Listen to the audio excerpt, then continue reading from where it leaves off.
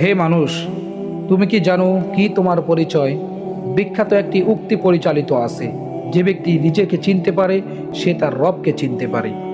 এটি একটি চমৎকার কথা যে যদি তুমি নিজেকে চিনতে পারো, নিজের অবস্থান নির্ণয় করতে পারো, তবে তুমি মহান রব, যিনি সর্বময় ক্ষমতার অধিকারী, সেই রব এবং তার মর্যাদা সম্পর্কেও জানতে পারবে।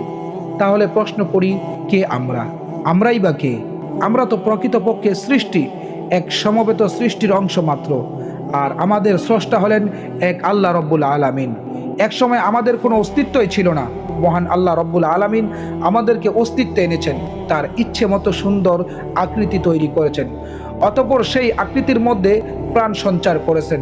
যেমন আল্লাহ ইরশাদ করেন, অর্থাৎ মানুষের উপর এমন এক সময় অতিবাহিত হয়েছে যখন সে উল্লেখ করার মতো কোনো কিছুই ছিল না। আল্লাহ আরও বলেন, অর্থাৎ তিনিই তোমাকে সৃষ্টি করেছেন, অতঃপর তোমাকে সুবিন্যস্ত করেছেন এবং সুষম করেছেন, আর তিনিই তোমাকে তার ইচ্ছা মতো আকৃতি গঠন করেছেন। আমরা তো বাস্তবিক অর্থে অস্তিত্বহীন ছিলাম। আল্লাহ রব্বুল আলামিনের দেওয়া সঞ্চারণী ক্ষমতায় আমরা প্রাণ লাভ করেছি।